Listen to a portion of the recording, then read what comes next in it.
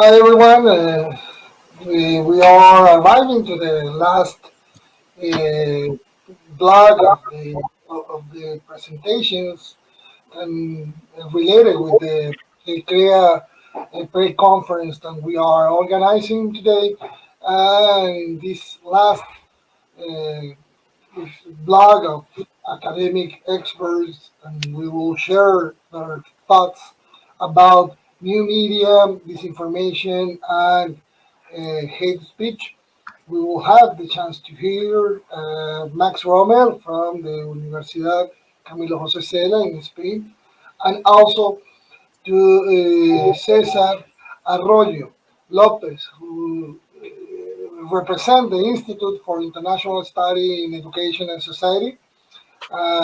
He will be in charge of the speech about research on the characteristic of hate speech among youngers in Europe.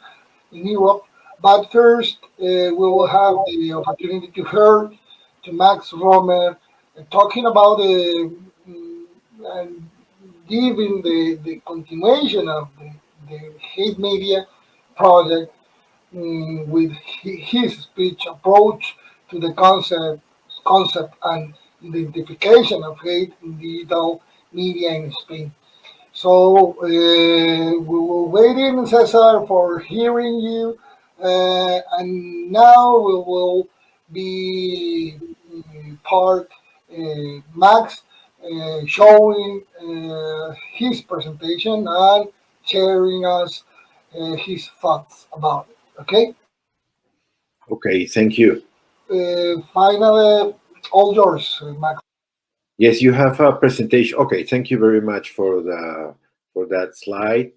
Thank you for the ECREA pre-conference news media disinformation and hate speech promotion, and also thanks you, Elias, for this organization of this pre-conference.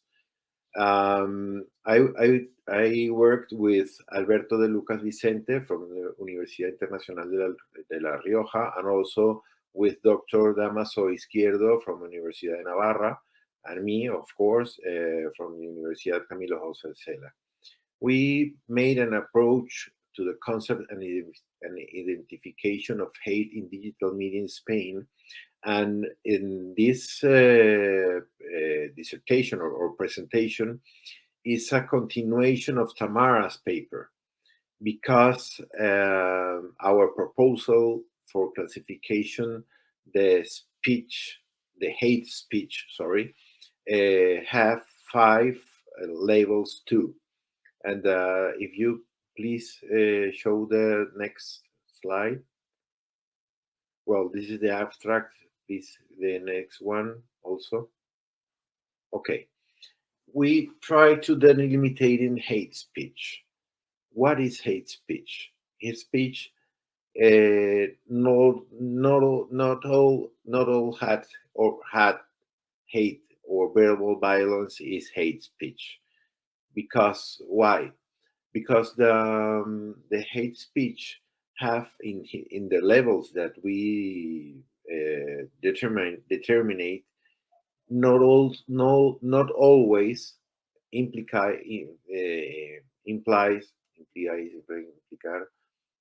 significates the same. Why? Because we don't understand by hate speech only what are legally established as such. In Spanish law, we have some legislation about hate, and also about hate speech, also and about hate in media, or hate in different kind of expression. And for us, all is important to provoke some things. Also, our work have found in my colleague Marta in your journalistic malpractice, sensationalism, and clickbait, etc. Please put there another speech. We have graduated the level of hate, and we have a methodological problem because in semiotic, also semiotic and also in linguistic, we have two problems, two parts: text and context. Not always in our study is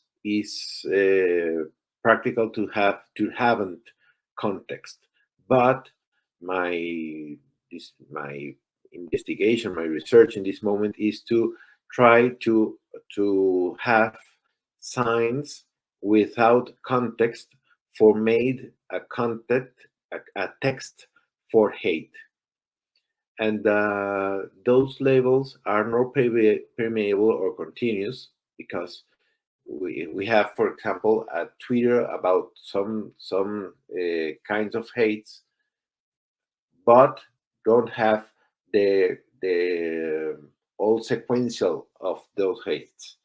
Well, we are trying to explain why just one Twitter, for example, have the potential of hate with semiotic with a semiotic proposal. We have an equivalence problem between level and intensity, faders and faders. Why do not change level? The haters or faders don't have the same. The humor problem, irony, for example, does it cancel or modify hates or its intensity if the humor event is so funny or not funny? Combination of levels in a single message, predominance of the highest. Distinguish types of hate and its receiver. Not all people receive the hate at the same way, and this is the other problem. Please, if you please show the next. Okay, we have two two positions. This is Grayman's position about hate and not hate. Is the sign 1, 2 versus sign 2. Sign 1 is hate, sign 2 is not hate. And we have to propose a graduation in labels from 0 to 5 from levels of intensity of hate. Please show the next one. Well, the intensity 5 is the worst. Is the worst, being the is like Tamara says, is the word, the expression about the violence, and also the violence with an action with those speech. This expression that call to act with physical violence against a social group or against something directly linked to it. For example, in the left example, hay que matarlos a los moros de, no voy a decir la palabra, and venezolanos de ojalá los maten y que después no salgan los progres pasados de en sus discursitos baratos sobre xenofobia, de que ningún humano es ilegal, are in the 5 label because they pretend to be against some people or some group of peoples. And the next slide, please. In the level 4, we have implied traits. So our expression of positive emotion in face of death, aggression, or physical harm that another person has caused against someone or something. And we have 3 examples there. Cierra ya la boca, facha de. Ten cuidado cuando vayas de casa y no te vuelvas los sesos racistas de. O yo me alegro de que haya muerto el torero, venid a pedir cárcel por mí. And the other one is, si eso fue para mí, pedazo de. Voy a hacer la vida imposible y se les voy a hacer pasar tan mal como él, ya que avisa traiciona y and then a kiss. This is the intensity of 4. is just an against for a person. It's an aggression. Aggression is not physical. It's not physical, but it's a manifestation of possible physical aggression.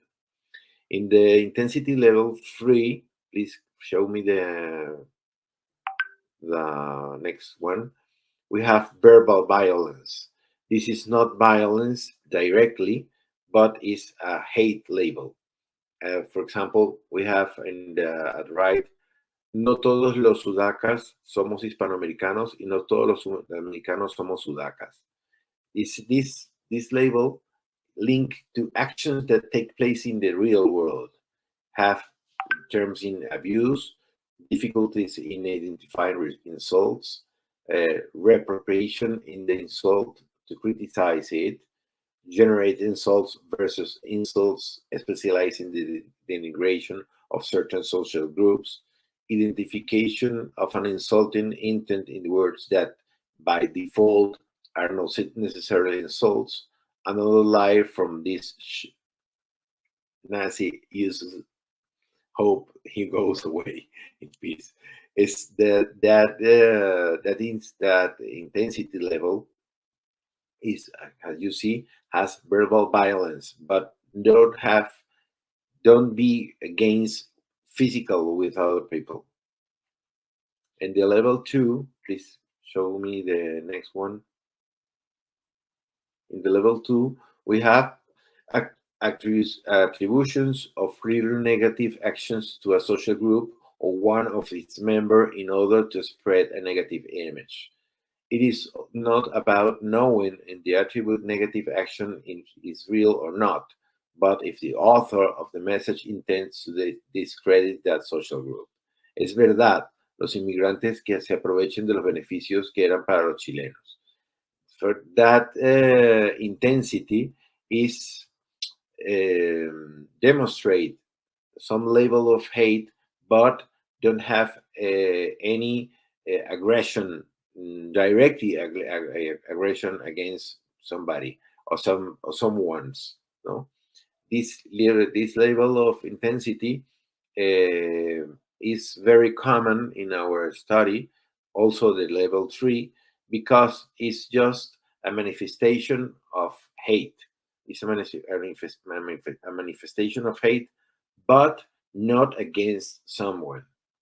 In the level 1, please show me the next slide. We have attribution of actions that by default are not negative to a social group or one of its members in order to spread a negative image. Los judíos detrás de todas las vacunas anti-COVID, CEO de AstraZeneca, fulano, CEO of Pfizer, the other person, CEO of Moderna, the other person, Professor ta. This level shows only a low level of hate, but use the religion or the social group or the xenophobic group with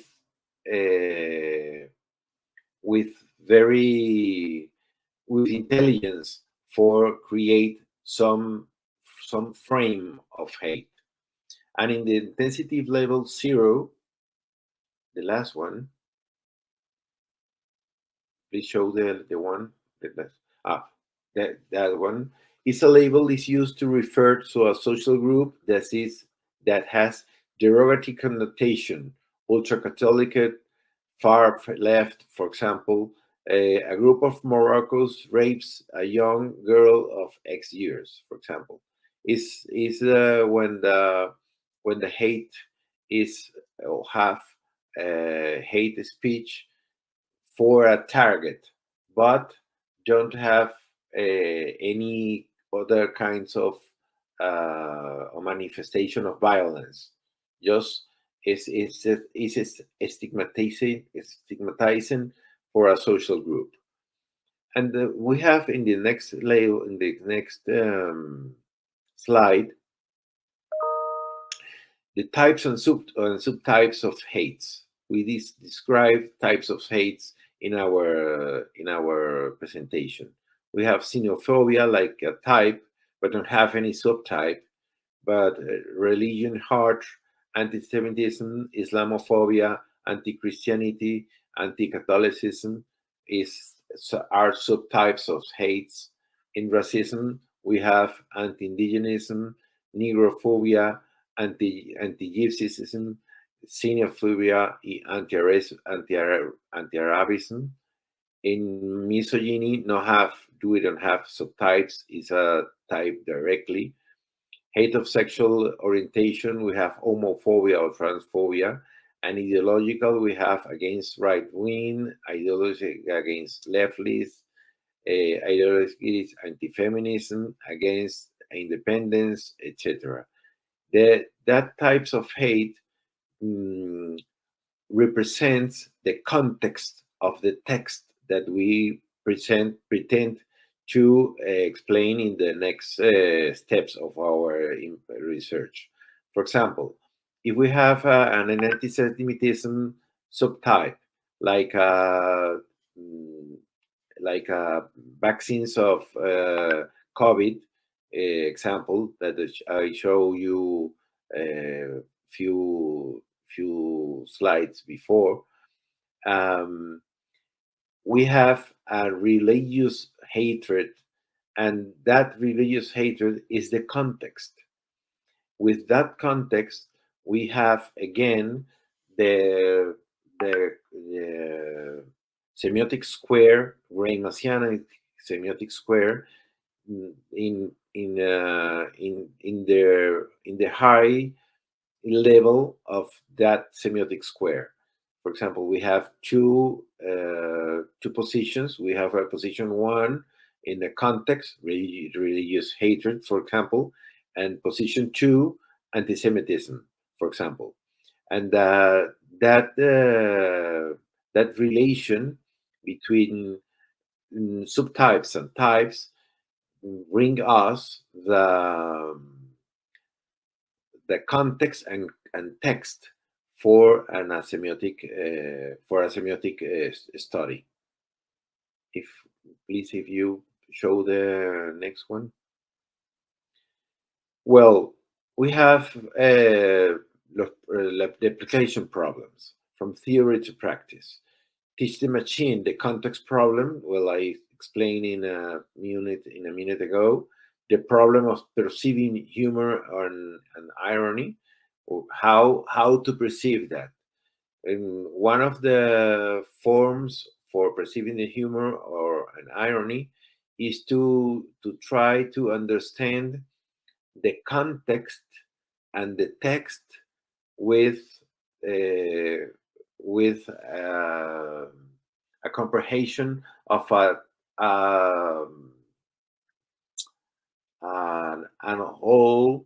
whole expression.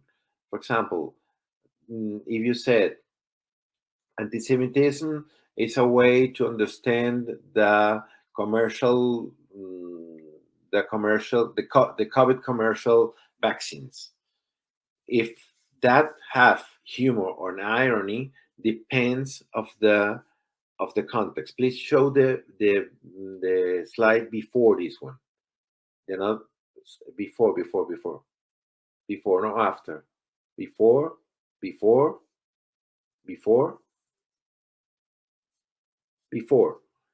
This one. If we have those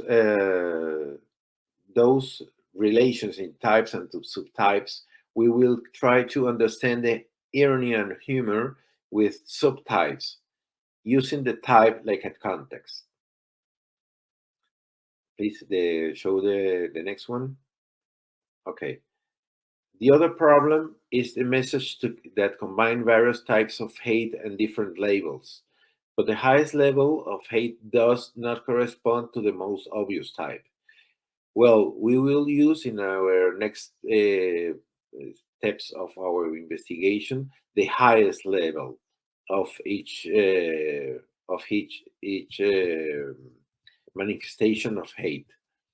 Quotation and polyphony, especially when it's not explicit, well, when we not be explicit, it's impossible to understand in a semiotic way, and that's a limitation of the study.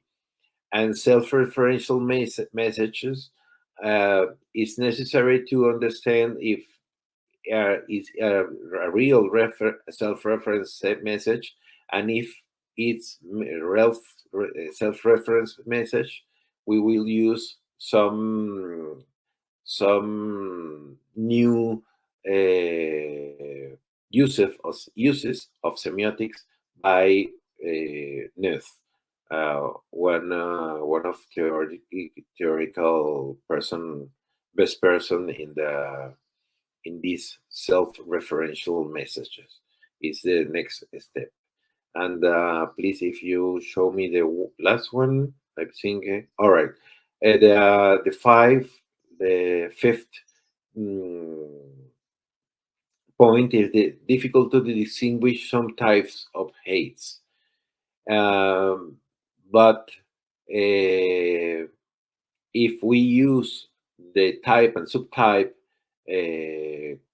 criteria, it's possible to understand in a semiotic way the situation. For example, in this place, we show this one. Lo de esta señora ya es de juzgado de guardia. No se puede ser más miserable jugando con la vida de miles madrileños para arañar unos votos. Qué asco, Pedro, qué asco. That kind of situation is a political situation, and is try to understand the moment, and we have expression of moments in our study, and it's very easy to understand in that what kind of moment was expressed that hate speech. Well, that's it. I think I have one more. You finish? Okay. One again. Okay. Sorry. Yeah, sorry. One more. And when we have the other one is the problem of receiving as a journalist or someone who comment on a piece of news and responds a tweet, for example. Well, when we have a response of tweet, we have a more context for a text, and if we have more context is the best way to understand some text. And that's it. That's it, because the other one are examples, and I prefer to respond if you have any question. Okay, then. Thanks, Max, and please be here waiting until César Arroyo end his speech, and then we will talk. We will hear César Arroyo, and she will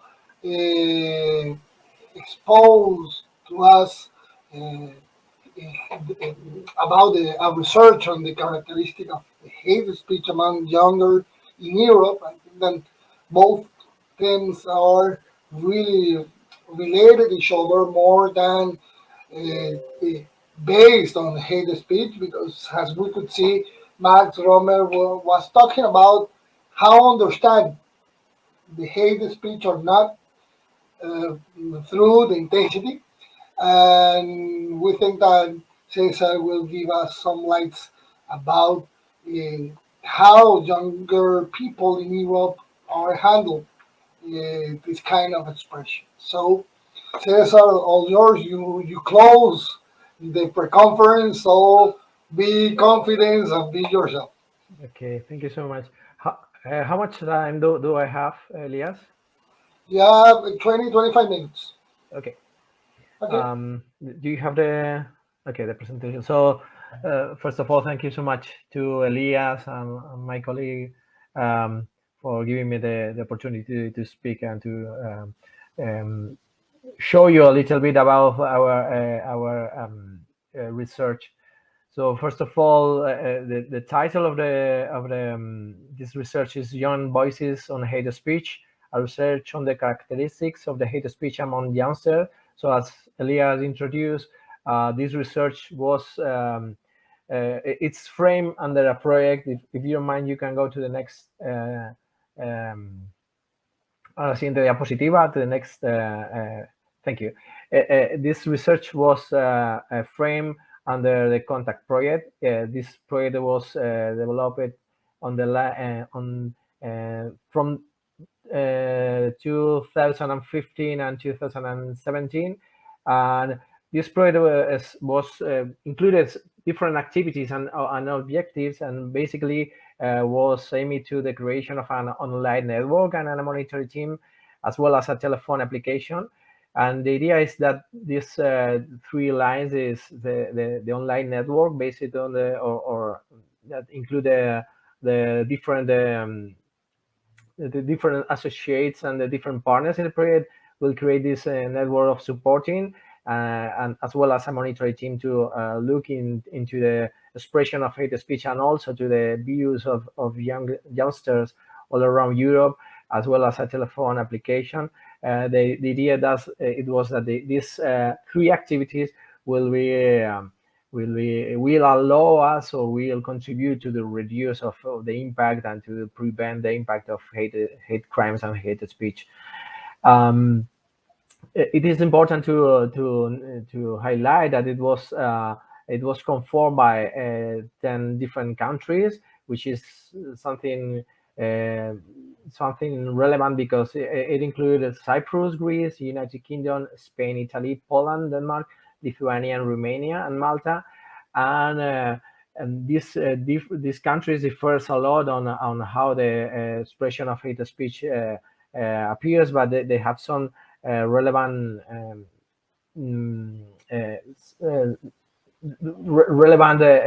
expression that are common. And also this project was implemented with 2 different profiles. That's as Roberto and I, which are the ones that made this research on Spain, represent the university and represent a social organization. And these synergies allow us to deepen with 2 different approaches, an academia approach and also like a social and social view on the question. You can go to the next.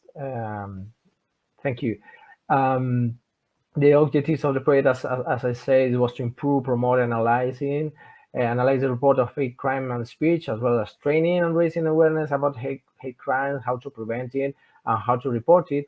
And in this sense, in order to teach, to prevent, and to contribute to the fight against hate crimes and hate speech, we need to know what was the point of view and the perception that the youngsters have on this regard. So we conducted a research with in these 10 countries, as I said, and with youngsters between 16 and 30, if I remember well, and we have 2 different moments. We have one moment in which we explore their views using a questionnaire, and also we have some interviews, face-to-face interviews with the youngsters to deepen on those images of perception on hate speech. Let's go to the next one. So based on this research and the expression of and the points of view that the youngster gave to us, we obtain different conclusions that I am going to show you. I'm going to speak about. First of all, we try to expose some pure hate speech messages that we have that we found on the internet, and we compare with the other countries. So we using the legal framework and also the social approach, we determine like 5 examples of hate speech, and we show them to the youngsters that we have the interviews and the questionnaires. And what we obtain is that they understand that this kind of hate messages, hate speech, was conceived by this youngster as part of the communication that they have on the internet and also on social networks. So they somehow normalize this kind of expressions. But it is true that they understand it inside the framework of the social networks and the comments on the news as something quite normal. But they make a separation between that online communication and the offline communication, let's say that, on the street. And they say that what they say is that the expression, it was somehow understandable and even allowed to make that on the internet, but not on the streets, on their ambits, on their areas where they move. But somehow that they understand that they are intertwined, they are interdependent. But it is true that they understand that in the street was not that common as we found on the online.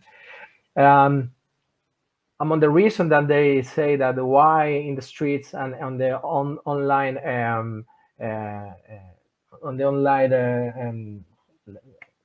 let's say on the online environment, it was allowed to express themselves in that different way. They understand that the anonymity allow that hate expression with more easily.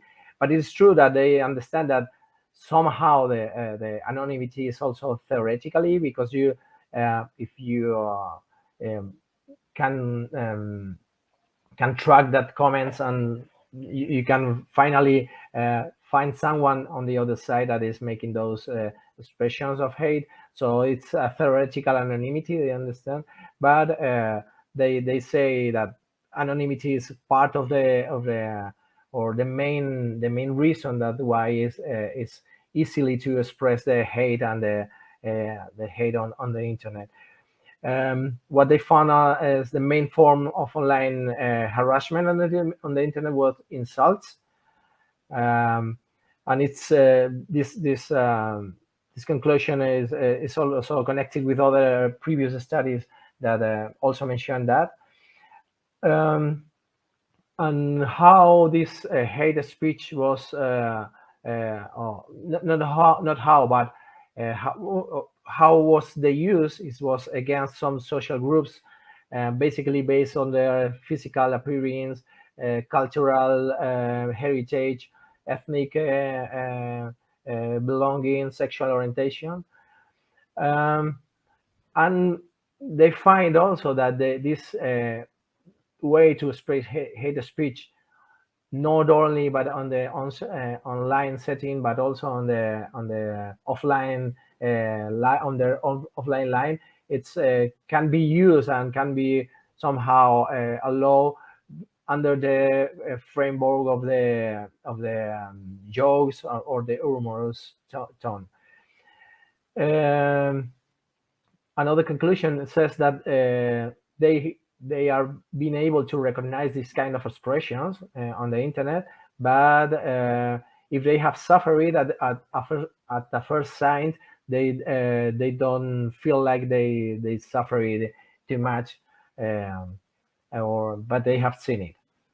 You can go to the next image. Okay, so as I said, initially participants have generally heard about hate speech, but during the interviews we deepen on this concept, and they did not know what hate speech was.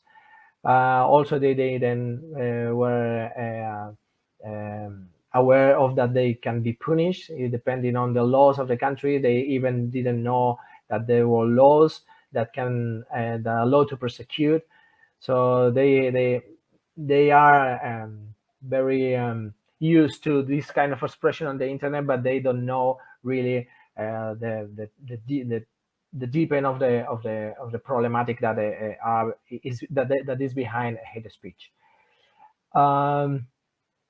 Related to this knowledge that they have, they say that they have a little, they know a little about how to report it, how not only on the online settings, on the social networks and so, but also on the offline setting. They can report it to the police or other enforcement bodies. So instead of reporting it, let's say on the legal ways or on the structure ways that the social network have, they prefer just to come to talk about these situations to closer friends, to their families and so, but mainly to avoid to use those platforms and so.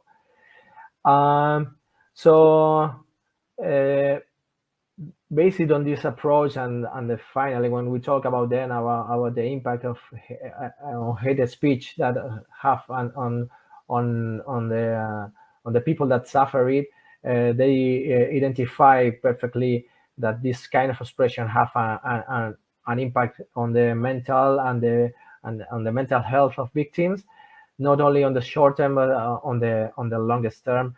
And they argue that this impact, because they connected with bullying and cyberbullying, so they say that the impact of this kind of expression is longer than it seems, or that can be that can be appear or that can be feel just on a first sign when you read the message, but they have a lot of impact on the people that suffer it.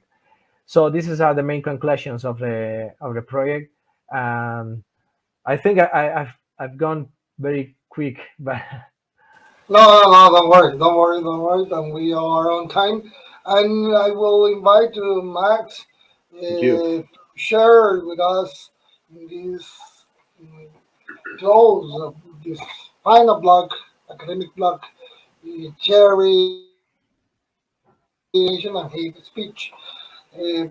For me, obviously, it's interesting how both are give us the approach about the themes uh, based on, and you base your speech, each of you. In the case of Cesar, is warning to know how young people consider hate speech as a normal speech expressions, and obviously, I don't know what kind of actions can we implement it and put it in order to change this kind of visions, because are against the tolerance, the democratic values, and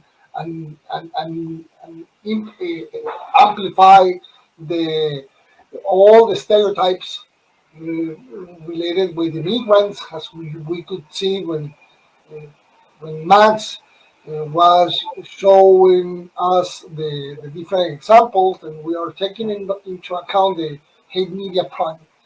I don't know what kind of action can you give us about the project, and you point out and you want to develop now. And then in the case of Max, the challenging, I want to express to us how challenging is to identify hate speech in Spanish, because when we analyze this kind of topics, in the academic area at least, uh, most of the works published until now are in English.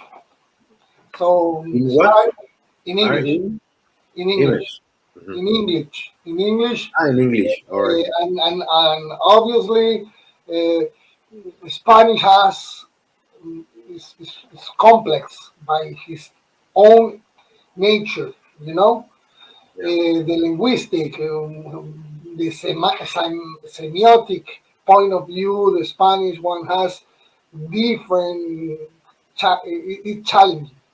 Right. You know what I mean?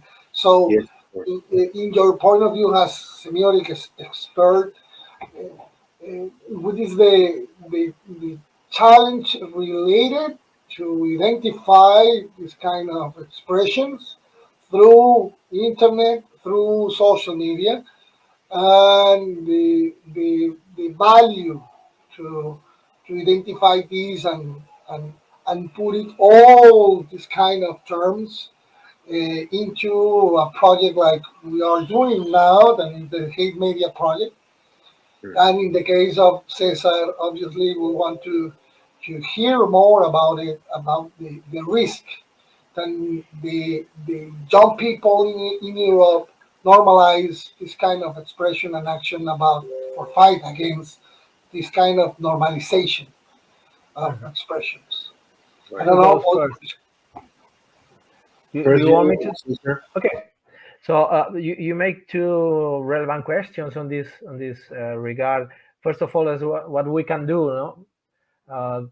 I think and part of the project and our research, what has given to us is that youngsters are no that do not know too much about what hate speech is, the impact that it has not only on the person but also on the community that they live, and of course, as you said, on what impact it has on the our values, European values, and democratic values of our societies. So first of all, what we have to do is, since the very beginning of our education, is to teach to the children, to the youngsters, to teenagers, in regard uh, human rights. We have to make them know what human rights are, what does it mean, how they are subjects of rights, and what responsibility do they have. And this is a long-term objective that we need to build. And also there's something that we need to um, do, and this is related with our colleague Max can do, is what is happening with the feedback that the youngsters are receiving from the media, from the news, because they are learning from us. They are learning from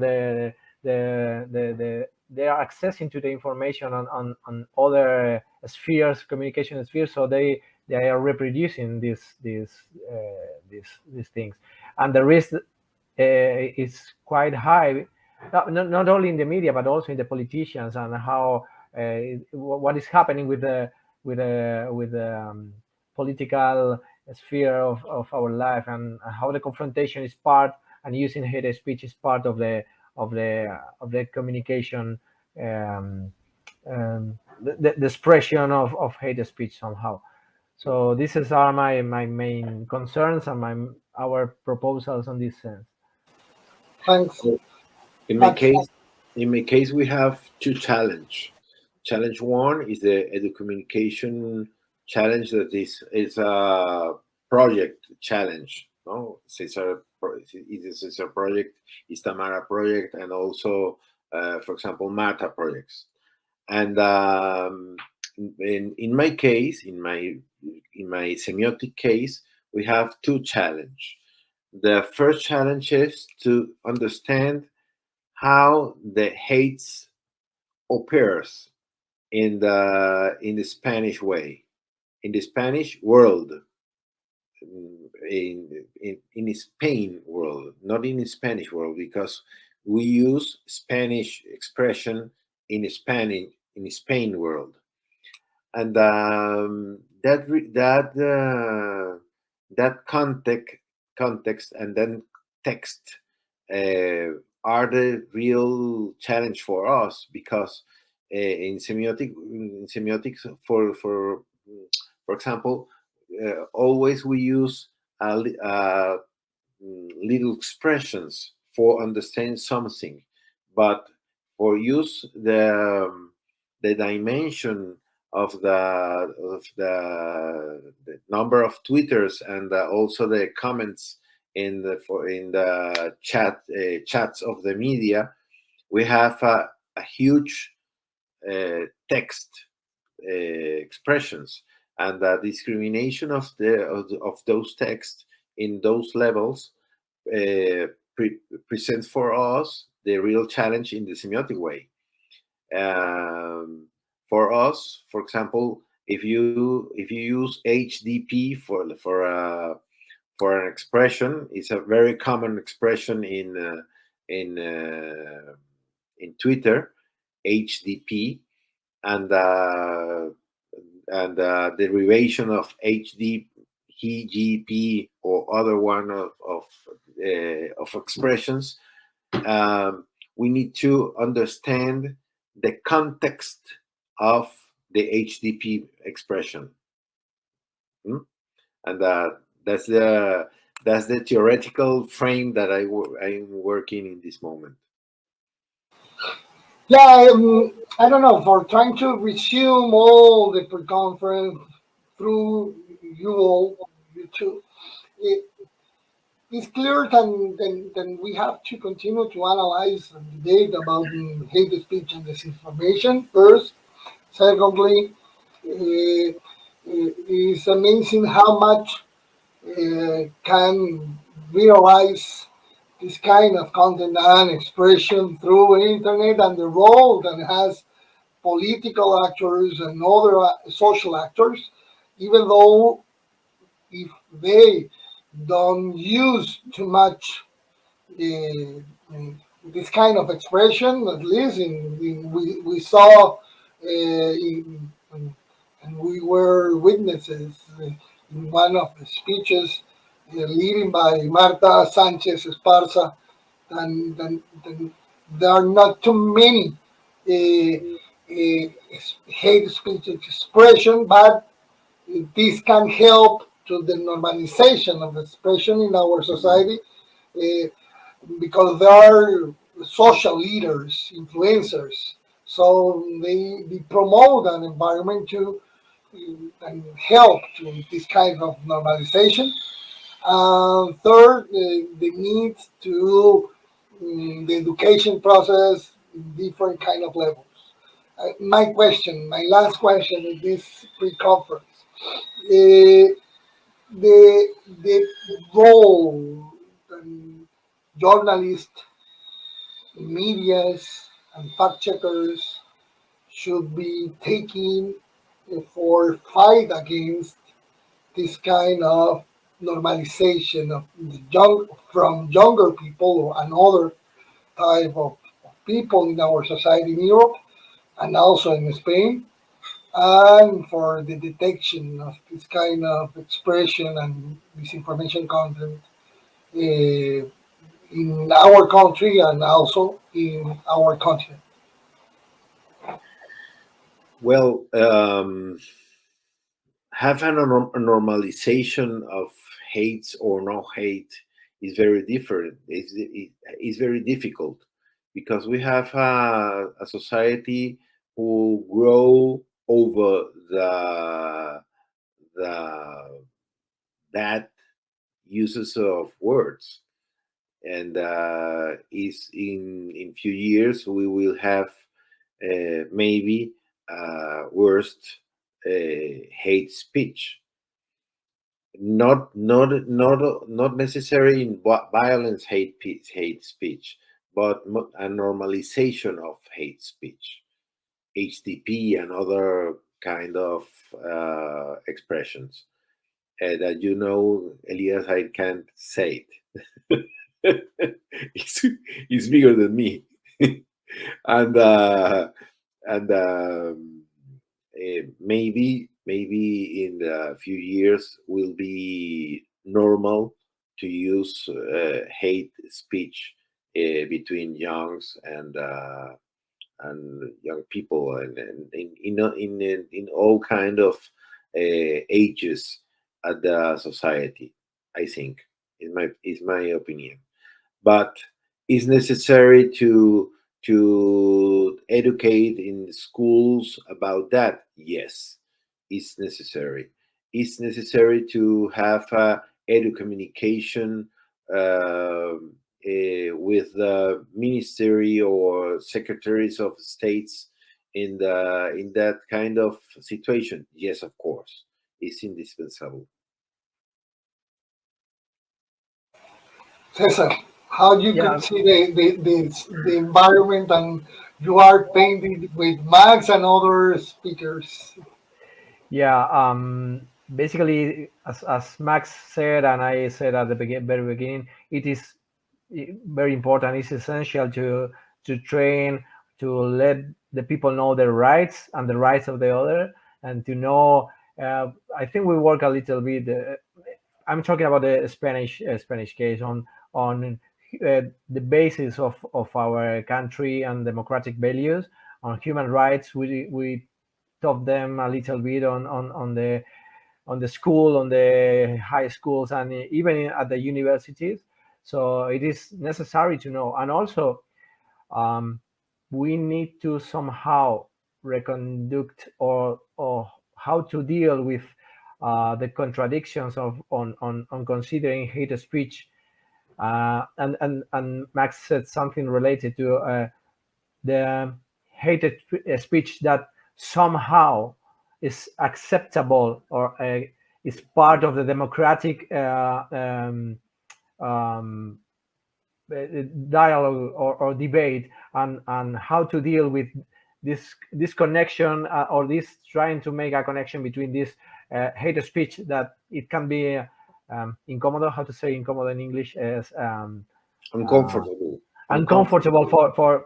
uncomfortable, but somehow legal and somehow something that we can discuss about it, and this hate speech that really contributes to and is really connected with hate crimes, with the valorization of our rights and the rest of the other. So we have a very long battle in not let's say not battle, but we have a struggle in how to separate them and to make our society somehow um, mm, understand that this is not as easy as it seems to consider everything as hate speech and punishable hate speech, and somehow some debates must include not hate speech but uncomfortable expressions that allow us to discuss on these issues, and this is something very difficult. Yeah, yeah, Well, I'm well, completely. in Colombia during the FARC's era, the journalist use use a dictionary for terms of terms for peace, and Uh-huh. they understand to if they use some terms in the journalist work, maybe will be have some peace in some social peace, and that experience in Colombia was very important for have the frame for the peace and for the transition between FARC's era to this era in the including the FARC's in the political way, but the daily for say something the daily hate in social networks are is very difficult to to break it. And there's something else related to what you are saying on media and on the political debate, that we always talk about how to train, how to raise an awareness of the society itself, or with the beginning with the younger people and so, but we need to claim and to make an exigencia, a request to our politicians, to our media, that they somehow have to introduce this kind of democratic dictionary, let's say that, okay, somehow there are some expression that contributes to a clear, a soft debate, a smooth debate on complex themes, subjects on our society, and there is a lot of expression that contributes to hate crimes, to tensions in our society, and somehow we have to request to them that they avoid this kind of expression, and they are a responsibility on this, because they are the face, that the visible face of our societies. Thank you very much, Cesar, Max, and thanks to Thank you too. the things that you mentioned, and like others, experts, and were part of this pre-conference, point out the needs to continue the study of hate speech, how disinformation content disseminated through the internet and digital spaces, and also they need to understand that only hate speech has breaking law things, whether or not the hate speech through the different level of intensity that we are working. I think that is a point, give us some ideas about the need to going through the process to understand this phenomenon, and also to put in context some actions, prevention actions, can help us to don't arrive into the breaking rule expressions, for example, you know. And then is the challenge that we have, and is the challenge that I think that everyone that is studying about it have right now. Thank you very much, Max, Thank you Cesar, too. Thank you. and it's a pleasure to close this pre-conference with you all, and hope that everyone will be able to get contact with this video, to this pre-conference in the future, can find it useful for the study of disinformation and news media, and obviously hate speech. Thank you all. It was a pleasure. Thank Thank you. you.